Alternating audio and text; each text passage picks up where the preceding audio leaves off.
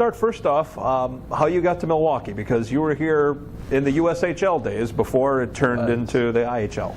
Out of college, I got a tryout with the Philadelphia Flyers, and I played a year in their farm system, and then they cut me. And my roommate from Notre Dame was in graduate school here at Marquette, and he told me about the Admirals, and he said, you should come here and play for the Admirals. Well, I came over for a visit and decided that I was going to play one game. I saw that the quality of hockey wasn't great, and it was a Saturday night. We played, and he wanted a hockey stick, and I said, well, you better get it tonight, because I'm going home tomorrow. Well, after the game, I had such a good time with my teammates, I said, I'll give it another week. And I've never left. It's such a wonderful town and a great organization from 1972 to 2012. It's just been a wonderful organization, and the city is terrific, and it's been I was pretty upset when I got cut by the Flyers. Yeah. But it was such a fortuitous thing, because I ended up here and I've had a pretty good life. You know, and you mentioned it was going to be a one game and get out thing. Yeah. And you went complete 180 on this. You immersed yourself. You stayed, and I don't know if people understand the amount of man hours you put in personally to grow the hockey game and grow the Admirals. Well, that's kind of you to say, Aaron, but it was an a work of love.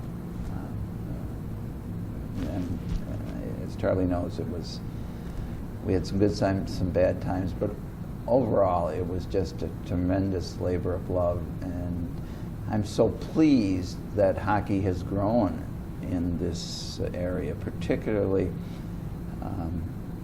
a youth hockey level, and high school hockey. I'm in this financial industry now, and we were at a biz fair, and we had a booth, and this guy came by, and he said, do you know, you taught me hockey on an outdoor rink back in the early 70s, and he said, you changed my life doing that. And my coworker said, boy, that's really neat. A guy says you changed his life. Well, I used to run outdoor hockey rinks for MPS. And there used to be outdoor rinks around the city, and I would go to do a different rink every week and work with these kids. And it was fun. It was fun. It was all part of the growing process, but it's been a labor of love. I'm jumping ahead a little bit, but along those lines, you have to be incredibly pleased and honored, I guess. And you look at the number of guys you were responsible to bring to town that stayed and became coaches and coached the kids and coached the high school and helped grow that game here. A lot of them stayed, and what we did, we encouraged them to become involved in the community while they were players, and certainly after. I remember Cal Roadhouse, who's been a great hockey coach at University School. I suggested that I was on the board of the Winter Club now, and I said, Rhodey, you should really come up and coach one of our teams at the Winter Club. And he did, and it's a real success story for him. He's done well in business, and he's done well with the University School hockey team. He progressed through the Winter Club and was an assistant to Lowell McDonald, and then when Lowell left, they made him the head coach, even though he doesn't teach there. And I think they've won 2 or 3 state championships. So, yeah, I'm pleased with that. I'm pleased with Danny LaCour. Eve Preston's an assistant. Jeff Hiltz has been involved. The guys that have stayed around have really been involved in youth hockey here. Let's go back to the first year that this team was in the IHL. You had just finished playing. Mr. and Mrs. Pettit come in and purchased the team. And was there a thought that if they didn't come in, that maybe this was the end of the Milwaukee Admirals? Oh, boy, was there. The team had gone bankrupt the summer before. A guy named Bill Schimmo, who was a wonderful guy and part owner in the bankrupt team, bought it out of bankruptcy, took a second mortgage on his house. And he did that in, I think, July of '76. He was a devoted guy. He had a billboard business in town. But by the middle of November, the writing was on the wall. It wasn't going to work. And I think the date was December 16th when Lloyd and Jane bought the team of 1976. And from then on, it was clear sailing. Interestingly enough, we won the championship the year before in June or April of '76, and right after the championship, the team went into bankruptcy. And it looked like we weren't going to start the next year, but Bill Schimmo stepped in, and then we got Lloyd and Jane on board. They took over the team, and it was a hell of a run. An unbelievable feeling of security, I guess. And talking to other guys, they said, when we went to the IHL, for us it was opportunity, but we knew we were going to have a job. We knew all of this. Yeah, I remember the league took us over that last year when we won the championship, and they were paying us $50 a week just so we could eat. Now, most of the guys had other jobs. We had to. Right. But some of them didn't, because the Canadians didn't have work visas, okay. so they couldn't. But a lot of them stayed, and it was a fun championship because the league took us over, and all we did in the playoffs was share the gate. We had to pay the rent, and then we had. It was an interesting story too. In the final series, it was the best 3 of 5 against the Green Bay Bobcats, and they had to play their home games in Neenah because the Brown County Arena was rented for something else. So we went up to Neenah for the first 2 games, and we won the first 2 games. So we were up 2-0, and they're coming back here for Friday night, and if we lost, we would have played Saturday night. And we were sharing the gate, and you know how much better Saturday nights are than any other night. Some of the guys said, maybe we should lose Friday night because then we'll get Saturday night's gate.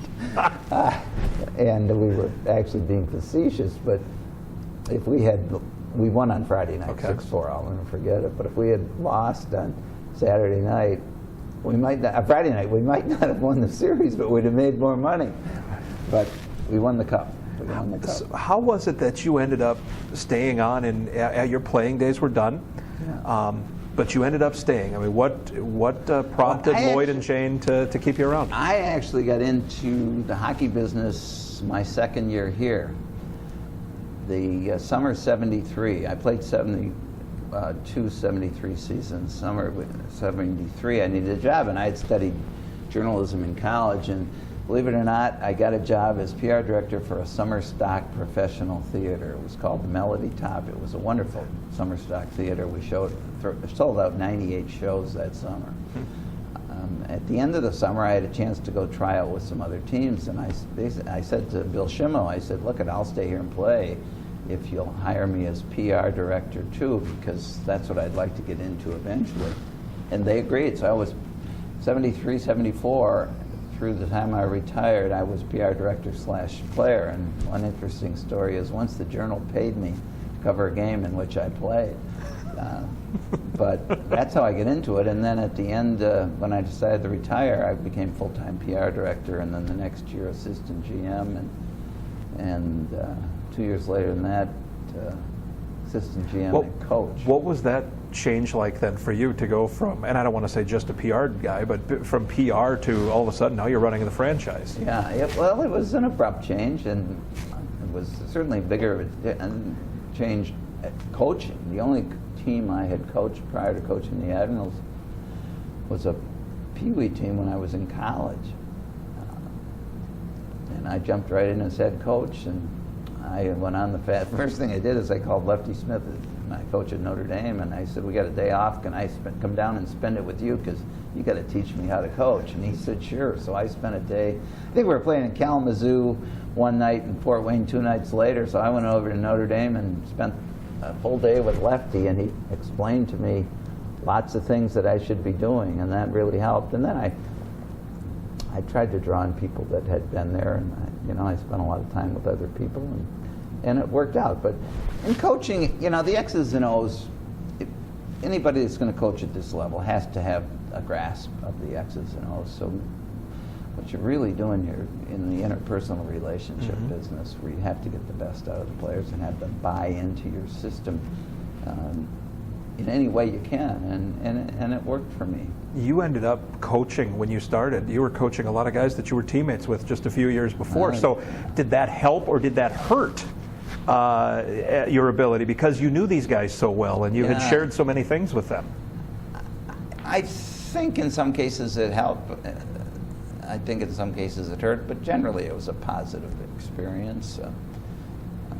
Two of the guys involved here today, Danny and Eve, were both teammates. They're the only two that were teammates and that I coached. And players, okay. Yeah, they were the only two, I think. Yeah, they were, but they've both become great friends, and I think it made it easier to have those guys because they knew that I was a good teammate, I think, and that they knew that I was doing what I thought I should do. I mean, you would have your disagreements, and there's only one puck. And I used to have a way of, when I saw somebody was coming off and they were not happy for being pulled off the ice, I'd see the door they were coming in, and I'd just turn and walk the other way, knowing they would slam the door, and I just didn't want them to think I hurt them. Let's talk about 83, which turned out to be, you won the USHL title in 76, but this was the first and only trip to the Turner Cup final in the IHL. What was so special about that team in 82, 83? Well, we had a great team. We had a great team, and it was, we lost in 6 games, and we could have won the series. I think the most interesting part of the whole series was Wojo getting punched by the owner of the Toledo team, but we had a good team. We had Danny and Eve and Yakachuk and John Flesh, and we had Kevin Willison on defense, who was a great player and a great leader.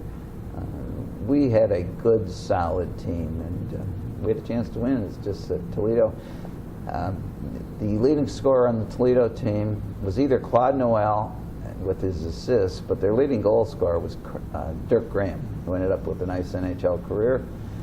But he had 73 goals that year. Danny LaCour had 75, which is still the record, and will be the record because the IHL's out of business. But it was a fun run. It was a fun run, but the farther you go and then lose, the harder it is. It was a tough loss. But To talk to some of these guys, they still, to this day, they're on the phone with each other, lamenting the fact that they couldn't pull it out. Yeah, we had. Do you still feel this? Do you feel the same way? Because you have championships. We had a chance. We had a chance, and when you get to the finals, anybody can win in any game. I mean, you just never know. Look at the Cardinals in baseball last year, wild card, and they won the World Series. So and even in the NHL, weren't the last 2 seeds in the finals? So we had a good run. We had a good run. You pulled off one of the firsts if it wasn't the first in the IHL, partnering with an NHL team with Chicago in 84, right? We were the first. So what was that process like, and what prompted you to say, let's partner up with an NHL team? Well, we were going to become a AAA team, in which ostensibly it was a AA league. And I remember being in a league meeting. I had a connection with the Blackhawks, and they liked the proximity. Yet it was separate cities, so the players would move here. I know the Boston Bruins used to have their farm club right in Boston. Everybody lived together, but most people like a little bit of a separation. But I remember being in a league meeting that summer, and everybody said, well, now we're all playing for second place. Well, unfortunately, it wasn't the case. We finished last. And Lloyd didn't like that at all, and he didn't like the idea of being a farm club. We had a chance a few years back, later, to become the top farm club when the IHL was going that way, of the Minnesota North Stars. And Lloyd said, I don't want to do it. I don't want to do it. I want my own team. And it worked out for us. It must have been appealing for guys to have that independent, because now they're playing for 24 jobs instead of just one job in an organization. Yes, that's right. And we had them signed our contracts, so we knew they were going to be there. Now, if an NHL team came in and wanted a guy, you had a heck of a time saying no, because then you have an unhappy player, and an unhappy player's not a good player. But we could make a deal with the NHL. We owned them, and if you want them, pay us some money or send us a player to replace them. Right. So it was a fun deal. We controlled our own destiny, and we had some great years and some great crowds. I think we averaged 10,000 one year. We had the Cavallinis and Tony Herkus and Brad Varenka, Patty McLeod. We had some great. I think one year I coached the All-Star team, and I think 6 of our players were on the All-Star team. Wow. In Vegas. Wow. The Bradley Center starts up in '88-'89. The team it's their first year with the Vancouver Canucks as the affiliate. But there's a lot of talk, and I'm hoping you can put it not necessarily to bed, but there's a lot of talk that the Bradley Center was built for the NHL. Lloyd and Jane wanted to bring the NHL team, but Mr. Wirtz in Chicago said it wasn't going to happen. So what, I guess once and for all, if you know, I'm assuming you have a good idea. I was integrally involved in all of the building and the effort to get the NHL team, and I think I have a pretty good grasp of what happened. The Bradley Center was built to keep the Bucks in Milwaukee. There was a threat that the Bucks would leave, and Jane, being the altruistic person that she was, built the building to keep the Bucks. Now, back then, when you had a multi-purpose building, and basically meaning a basketball team and a hockey team, this is the way they built them. The building in Philadelphia was that way. Madison Square Garden was that way, because the hockey rink is double the size of a basketball floor, and therefore the seating has to be such. Later, when they built them for basketball, like Conseco and the building out in the basketball building out in Phoenix, they've had hockey at both of those. The Phoenix Coyotes played there when they first went out, but there were many obstructed view seats because they were built for the sight lines on the basketball floor. When this one was built, it's like the Palace in Detroit. It was built for both, and that's why it was built. Now the NHL, we had a very good chance of getting an NHL team, but there were a couple of reasons. I went on a trip with the Canucks, met them in Buffalo, and then on to Quebec. And there were 2 reasons. The reasons I went were to be with the Canucks because they were a farm club, but ostensibly I went to visit with the owner of the Buffalo team and the owner of the Quebec team because they were both on the expansion committee. And politicking, campaigning. Yes. I watched the game in Quebec from the owner's office. He had it on TV, and that's when he told me that we thought it was $30 million. He said it's going to be $50 million. So you were going to buy Quebec? No, for an expansion team. Okay. Yeah. So I came back and reported to Lloyd and Jane and Joe Tierney that the inside scoop is going to be $50 million. And then we looked at the draft procedures, and we realized that we were going to have a bad team for $50 million. We never got as far as the negotiation with Chicago. We assumed they would ask for some compensation because of their territorial rights, but it never got that far. They never said they wanted it, but it really never got that far because we withdrew our application. The initial cost was overwhelming. Well, the cost for what you were going to get. For what we were going to get. And interestingly enough, there was only 2 applicants left, Tampa Bay and Ottawa. Huh. And they got Romanos from Detroit, who now owns Carolina. He had an application in. He withdrew it after we did. And Ottawa and Tampa Bay lost for 10 years. And the interesting thing was they changed the draft procedures for the next expansion. And one of the things they did was every NHL team, when we were going to get our team, could protect 2 goalies. They changed that to 1 goalie for the next, and that's how Florida got John Van Beestbrook, and he took them to the finals like 3 years later. Exactly. So they did change the draft rules so that the Florida team and whoever else came in at that time got better teams than Tampa Bay and Ottawa. I mean, I think Tampa Bay and Ottawa had single-digit wins the first year, maybe the second and third too, and we felt that wouldn't go here. So hypothetically, if you have that rule that Florida had, this is an NHL market. Hypothetically, I mean, we're dealing with a lot of stuff. You would have had a better team. Yeah. Florida wasn't a great team, but they had a great goalie. Goaltending, in my view, is like pitching in baseball. Right. You got to have it. Got to have it. Got to have it. Gotta have This okay. So after the run with Vancouver, goes back to being independent, Yeah. and some really great teams. And you mentioned Gino Cavallini and Tony Herkus, and Mike McNeil, and some of the true legendary players in this organization. Yeah, and one of those years was the NHL lockout. We were on ESPN. In 94, 95, yeah. And the Hockey News did a list of the top 10 teams playing hockey, and most of them were European.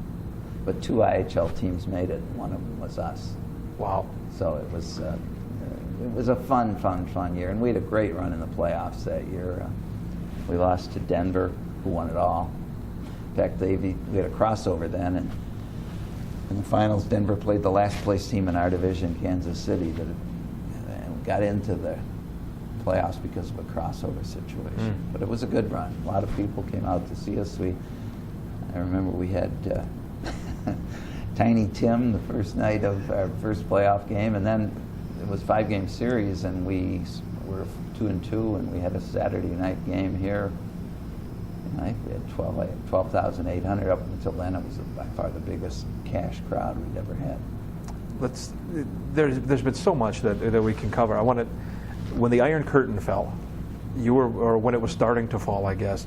Yeah. I can't imagine there were a lot of IHL guys going over to look at talent, and you were allowed to be, and you wanted to be one of those guys to recruit some guys. And we got some pretty good Eastern European players. Mikhail Stalenkov, who in the 92 in Albertville, he won the gold medal as the Russian goaltender. He had not been drafted by the NHL. The rules back then, if a European player wasn't drafted, he could not play in the NHL. So I got word that Stalenkov was available, so I went over to Moscow, and there were a few machinations to get him out of there and get him into the U.S. Any spy-like stuff? Any what? Spy-like stuff? I mean, was there? You hear these stories of guys having to run from law and run from the government? We went through the proper channels, but I remember waiting here in Milwaukee. Tom Dickelman went down to Chicago. We heard they were on the plane, and Tom went down to pick. Tom was our assistant general manager, and he went down, and we were going to put him up at the Milwaukee Athletic Club, and I was waiting there. And I remember Tom walking into the restaurant at the MAC saying, "We got him, we got him." And Stalenkov was a great player, and we had a couple other Russians that weren't so, they were contributors. But what it did, it created a lot of publicity. And then we had Czechs, and I remember Jurgis Bacha back then. But it was fun to go over there and do those things. Sure. It was really, I sort of miss it. My son just got home from a year in Minsk, Belarus, and we compared notes on the Russian way of life. And it's different now, I think, but this was back in the 90s. But we got some great players. But then Stalenkov was drafted the next year in the NHL and played many years. I think he's back in Russia now. I'm going to get back to the beginning of the Bradley Center, too. The first event here was a hockey game. And it was the Edmonton Oilers against the Chicago Blackhawks. Yeah. And I know there was a newspaper ad, "Come see Wayne Gretzky." And then all of a sudden he was traded. I'll never forget that. And I was in Minocqua on a family vacation with my kids. I was just returning from playing golf with my brother-in-law. And it was noon. We played early in the morning, and on the sports news it said there was a rumor Wayne Gretzky's going to be traded. Well, we were staying at the place called the Minocqua Country Club. They had cabins with no phones. But I get back, and there was on the bulletin board, there was a sign, "Phil Wittliff called Lloyd Pettit." So I called him, and he said, "Is it true?" And I said, "Well, I'll find out." I had the direct line into the executive offices of the Oilers. It hadn't been announced officially yet. So I called Lloyd back, and I said, "Yeah, it's true." As the director of player personnel for the Oilers said to me, "It's true. It's not right, but it's true." So then Lloyd said, "You better come home right away. We got to figure out what we're going to do." And so I came home the next day, and we had a meeting out there, and we were concerned. We went through all kinds of ideas about what to do. Turns out the building sold out. The game was a good game. It got us a lot of publicity that Gretzky wasn't going to play, helped sell tickets.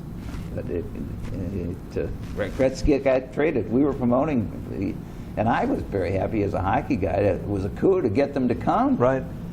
And then Gretzky wasn't going to fly, but it still sold out. And then the next year we got the LA Kings to come play games. So Gretzky did play here.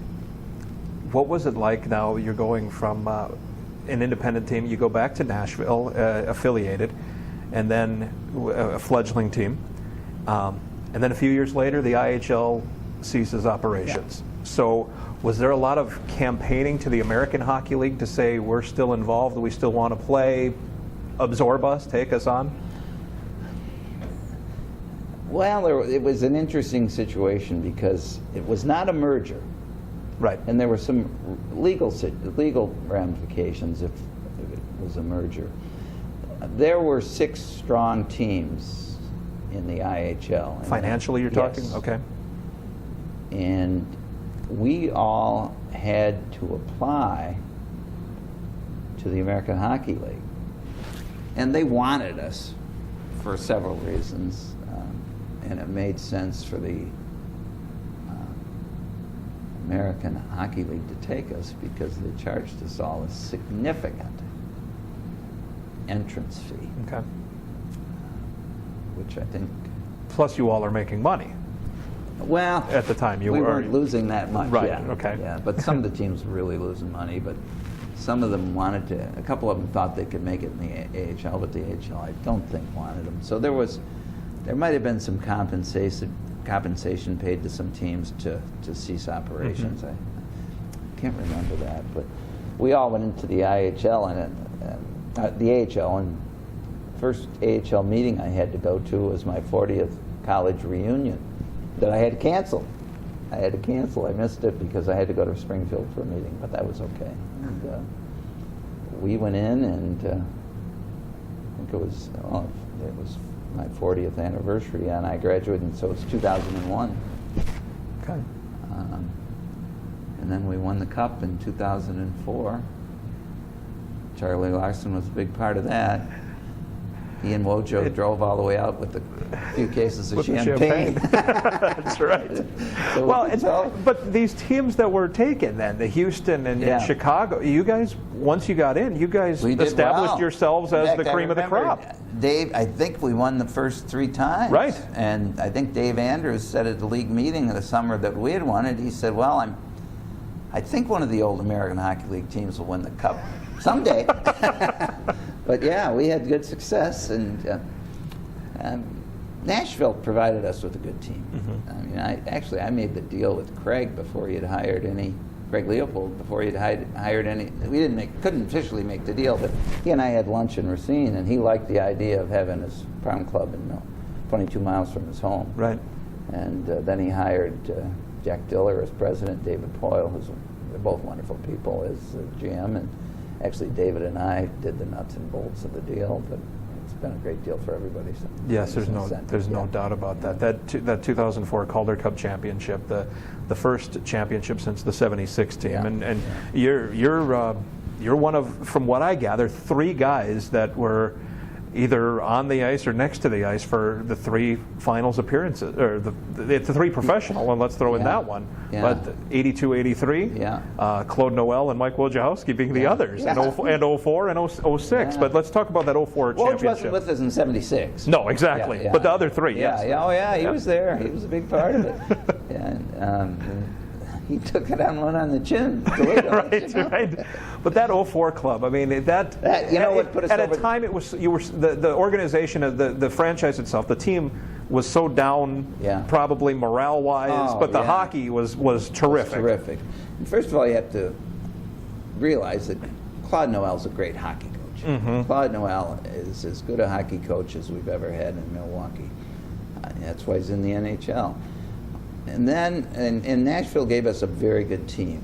But one of the things that put us over the top was getting Tony Herkus right around Thanksgiving that year, and he became a leader on the ice and was really instrumental in turning us into a championship team. He brought credibility. He was a mentor for the younger kids. I mean, we had some good young players who are now in the NHL.